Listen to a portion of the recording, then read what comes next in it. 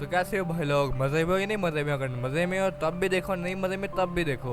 बाकी मुझे नहीं पता, तुम लोगों को देखनी पड़ेगी वीडियो, क्योंकि आज मैं लेके आया सोलो लेवलिंग का और ये उसका चैप्टर 108 है। इसकी एनिमे का जो सीजन 2 है वो 1011 पे खत्म हो गया है, लेकिन बीच में कुछ सीन काट थे, तो मैंने सोचा 108 से स्टार्टिंग करते हैं, क्योंकि उसमें 1-1.5 चैप्टर है। 1089 वो एनिमे में नहीं है। तो रेडी हो फिर? तो चैप्टर की स्टार्टिंग उस वक्त से होती है जब जिनू ने बैडू को हरा दिया था और वो वापस आ गया था। और जिसने एनिमे देखी उसे पता है, जो जिनू और बैडू की फाइट है ना, उसको पूरे कोरिया में दिखाया गया था, जिसमें काफी लोग जिनू के खिलाफ थे, काफी जिनू के साथ थे। कुछ कहते हैं कि जिनू पहले क्यों नहीं गया, और कुछ कहते हैं कि उसको कोई रीजन है जिस वजह से वो नहीं गया है। एक काफी बड़ी डिबेट चल रही है, जैसे गोजो और सुकुना की है, वैसे यहाँ पे जिनू की लगी हुई है। कुछ लोग कहते हैं कि ये बुरा है, कुछ कहते हैं कि अच्छा है, इसको पहले आना चाहिए था फाइट में, और कुछ कहते हैं नहीं आना चाहिए था, उसके अपने भी तो काम होने हैं। खैर जिनू इसको नोटिस नहीं ज्यादा करता और वो एक ग्रेव पे फूल रखता है, और ये मेरे ख्याल से उसी बंदे की है जिसने चाहिन को हिल किया था। बड़ा अच्छा था यार, वाकई अच्छा था। फिर वहाँ से फूल रखे जाने लगता है वहाँ पे। तभी ये वाला हंटर है जो उसका दोस्त है यार, इसका नाम है भूल गया मुझे, तुम लोग कमेंट में बताना।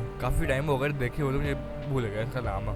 इसे मैं भलूला कहूँगा क्योंकि मुझे भी याद नहीं है। जिसकी पावर है याद है, लेकिन मुझे इसके नाम याद नहीं आता, क्योंकि इसके सोलर लेवलिंग के नाम काफ़ी ज़्यादा ना लंबे चौड़े हैं, तो जहन से निकल गया। तभी ये हंटर जिनू से कहता है, मैं इस चीज़ पर यकीन करता था कि अकेला बंदा कभी भी पूरी वार को जीत नहीं सकता था, लेकिन तुमने मेरे इस यकीन को तोड़ दिया है। अब मुझे लगता है कि अकेला बंदा भी पूरी जंग को जीत सकता है। और जिनू को थैंक यू करता है कि उसने आके मदद की थी, अगर वो ना हो जाता तो अब इसका पता है तुम लोगों को क्या बन जाना था। फिर जो अपना जिनू है ना, वो मिलता है गो से, चेयरमैन गो से, और उनसे बात करता है कि वो एक गिल्ड खोलना चाहता है। और चेयरमैन गो से कहते हैं कि एक एस रैंक का बंदे के पास पूरी परमिशन होती है गिल्ड खोलने की, तुम्हें किसी से परमिशन लेने की जरूरत नहीं है, तुम जाओ, जब चाहो तब खोल सकते हो एक गिल्ड। और फिर कहता है कि मुझे मीटिंग पे जाना है, तो सॉरी मुझे थोड़ा जल्दी जाना पड़ेगा, और चले जाता है। जिन्हों तब अपनी कार की तरफ जा रहा था ना, तभी इसकी मुलाकात एक बंदे से होती है जो उसे अपना नाम एडम बताता है, और उसे कहता है कि हम आपको एक ऐसी इन्फॉर्मेशन देना चाहते हैं जो सिर्फ हम ही दे सकते हैं। आमतौर पे हम लोग ये काम कर दिया करते हैं, लेकिन जेजू आइलैंड की डेट के बाद जो हमारा डिप्टी डायरेक्टर है ना, वो भी आपसे मिलना चाहता है। जिन्हों अपने मन में सोचता है अगर काम की इन्फॉर्मेशन है तो क्यों ना चलूँ मैं इनके साथ, और जिन्हों फिर इसके साथ बैठ जाता है। रास्ते में एडम जिन्हों से कहता है कि तुम्हें पता है कुछ अवेकनर ऐसे होते हैं जो किसी दूसरे अवेकनर की पावर को बढ़ा देते हैं। जिन्हों ये सुन के शौक हो जाता है, और तभी वो अपने डेस्टिनेशन पे पहुंच जाते हैं। जो एडम बंदा है ना, वो जिन्हों को अपने डिप्टी डायरेक्टर से मिलवाता है, जिसका नाम माइकल कॉनर है। फिर ये जो माइकल बंदा है ना, ये सीधा जिन्हों से कहता है कि हमारे पास एक ऐसा इंसान है जो तुम्हारे पावर को ना 20 से 30% ऊपर कर देगा, बस तुम एक कागजात रखो और यूएसए में शिफ्ट हो जाओ। अगर तुम यूएसए में शिफ्ट हो जाओगे ना, फिर तुम जो सी मर्जी गिल्ड में ज्वाइन कर लो। जो अपना जिनू है ना, वो डायरेक्टर से पूछता है, तभी जिनू डायरेक्टर से कहता है कि आपने किसी इन्फॉर्मेशन देने की बात की थी, मैं इन्फॉर्मेशन के लिए आया, लेकिन आप मेरे साथ डील कर रहे हो। अगर सच में किसी अवेकनर की एबिलिटी को बढ़ाया जा सकता है तो ये कैसे पॉसिबल है, और कौन ये कर सकता है? तभी एक औरत कमरे में आती है, मिसेस सेलनर नाम है इसका, और माइकल फिर उसे इंट्रोड्यूस करता है कि ये है जो किसी की पावर को चेक कर सकती है और उसको बढ़ा सकती है, इसलिए इसको सबसे ज्यादा हाई सिक्योरिटी में रखा गया हुआ है ताकि कोई इसको डैमेज ना दे सके। ये एक ऐसी पर्सन है जो दुनिया में हर अवेकनर की लिमिट्स को बढ़ा सकती है, यानी कि उसकी पावर को अपग्रेड कर सकती है। जिन्हों भी अपने मन में सोचता है कि इसका जो आसपास का एटमॉस्फेयर है वो बिल्कुल ही अलग है, इसका ऑरा अलग है। ये जो अपने पीले बॉल वाला डायरेक्टर है ना, ये मिसेस सेलनर को कहता है कि आप अपनी एबिलिटी को जिन्हों को एक्सप्लेन करें, और वो फिर जिन्हों से कहते हैं कि तुम्हें पता है हर अवेकनर की एक लिमिट होती है और कोई भी अपनी लिमिट से आगे नहीं बढ़ सकता। अगर तुम री अवेकनर हो सिर्फ तब भी तुम आगे बढ़ सकते हो। बिल्कुल सादी इन्फॉर्मेशन है एक हंटर के लिए कि उसकी लिमिट्स के बारे में उसको हर एक बेसिक यानी कि ईडी रैंक के हर हंटर को पता होता है कि एक बार जो हो जाए अवेकन, उसके बाद वो दोबारा अवेकन नहीं हो सकता। तभी जिन्हों पूछता है मिसेस सेलनर फिर आप ये कैसे करेंगी? फिर मिसेस सेलनर जिन्हों की पावर को चेक करना स्टार्ट करती है, और जैसे वो उसके अंदर जाती है ना, यानी कि वो एक हिसाब की ना जिन्हों के माइंड के अंदर आ गई है, तो उसको सिर्फ और सिर्फ अंधेरा नजर आता है, सिर्फ अंधेरा नजर आता है। और उसको एक चीज़ नजर आती है जो उसको ही देख रही है, जिसे देख के वो इतना डर जाती है ना कि वो सारे पकड़ कर चीखने लग जाती है, और तभी सारे गार्ड गन निकाल लेते हैं बाहर। तभी उनका डायरेक्टर कहता है कि तुम लोग पागल हो, तुम किस इंसान के आगे गन निकाल रहे हो? जिन्हों खुद शौक है कि हुआ क्या है। जो मिसेस सेलनर है ना, वो डर से काफी ज्यादा कांप रही थी, उसे समझ नहीं हो क्या रहा है। जो डायरेक्टर है वो एडम को कहता है कि जिन्हों को उसके घर छोड़ाओ फटाफट। तभी मिसेस सेलनर घबराते हुए कहती है इज किंग, और जो डायरेक्टर है वो कहता है कि ये नेशनल लेवल हंटर है। मुझे पता नहीं है कि इस नेशनल लेवल हंटर है, मैंने आज से पहले कभी ऐसा फील नहीं किया है। ये किंग है पर ये दूसरों से काफ़ी ज़्यादा अलग है। जब मैंने इसके अंदर देखा था कोई मुझे घूर के देख रहा था। ये खाली हंटर नहीं, इसके अंदर पूरी डार्कनेस की एंडलेस जगह है, वो मेरी तरफ देख रहा था। तभी जिन्हों फिर बिल्डिंग से बाहर आ जाता है। फिर चेयरमैन को दिखाए जाते हैं जो काफी ज्यादा टेंशन में थे कि काफी ज्यादा उनके हंटर मारे जा चुके हैं और काफी ज्यादा रिटायर्ड हो गए हुए हैं। ये काफ़ी बड़ा एक कंट्री लेवल में नुकसान हुआ है इन लोगों को, क्योंकि इन लोगों के पास पहले 10 हंटर दिखा लिए, उसमें भी एक एस रैंक का हंटर डीलर जो है वो मारा गया और भी छोटे काफ़ी ज़्यादा मारे जा चुके हैं। तभी उन्हें एक कॉल आती है और सामने वाला बंदा कहता है कि एक बी रैंक गेट अपीयर हुआ है रोड पर। चेयरमैन गो से कहते हैं कि एक बी रैंक एक आम एवरेज सी टीम भी ना उसको निपटा देगी और कहता है मैं कॉन्टैक्ट करता हूँ किसी गिल्ड से, किसी बड़ी गिल्ड से। और फिर देखते लोकेशन गेट की।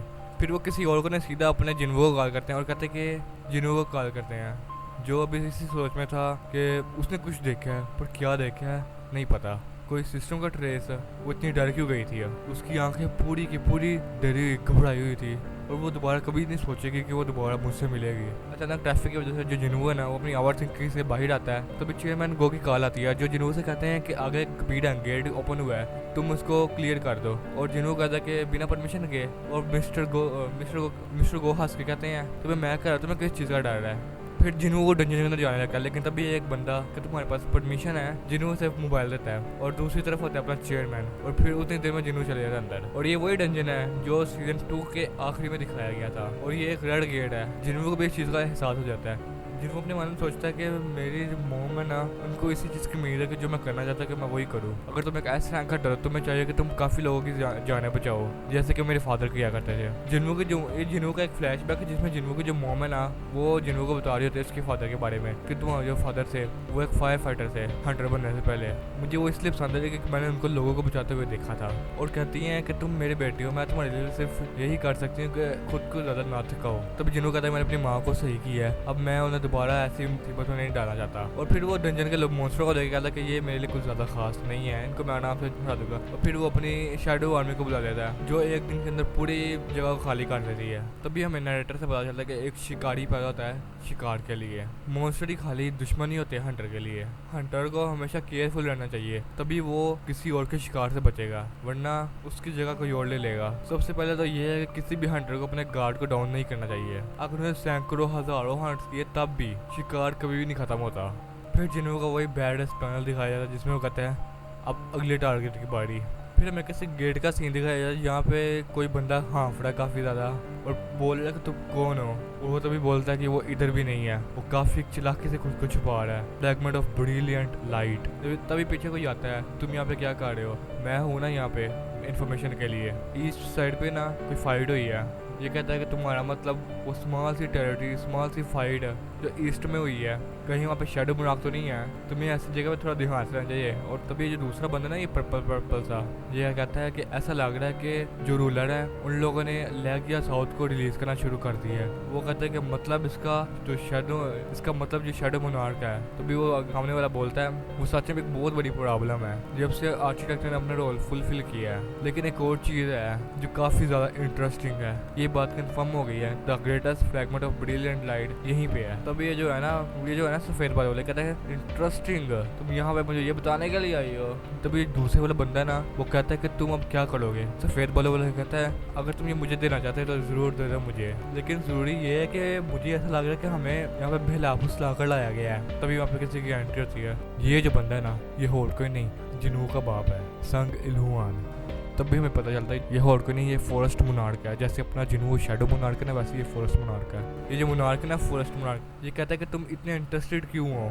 और ये पीछे वाला जो दूसरा मुनार्क है ये मुनार्क क्यों होगा, ये कहता है कि फॉरेस्ट मुनार्क मेरे हिसाब से हमारे पास इतना टाइम नहीं है कि हम इसके साथ खेलें। तो फिर इन दोनों की फाइट स्टार्ट हो जाती है, जिस फाइट को इजीली अभी जो फॉरेस्ट मुनार्क है उसे लीड कर रहा होता है। तभी हम फिर जिन्हों में आते हैं, तभी सामने एक बड़ा सा जाइंट आ जाता है और जो जिन्हों को कहता है कैसे हमें हराएगा, पिद्दू सा तो तू है। जिनको अपने मन में सोचा कि ये एंड है। तभी जो मॉन्स्टर है ना वो चिल्ला के अपने कॉमरेड्स को बुलाता है, लेकिन उसके बाद से कोई भी नहीं आता है। और जिन्हों बोलता है काफ़ी फनी था ये, कम आउट। जैसे जिन्हों ये बोलता है तो सारे उसकी शैडो आर्मी सारे मॉन्स्टर को मार के बाहर लेके आती है। तो फिर जिन्हों बोलता है मुझे नहीं लगता यहाँ पे कोई बचा भी होगा। और जो मॉन्स्टर है वो देख कर डर जाता है कि ये क्या है, और वो अपने साथियों का गर्दन अपने हाथों में पकड़ता है और मॉन्स्टर पागल हो जाता है, बार बार जिन्हों को गाने देता है, यू बास्टर्ड यू। जिन्हों एक लाइन बोलता है किल दैम। पूरी शैडो आर्मी उस मॉन्स्टर को वहीं पे टपका देती है।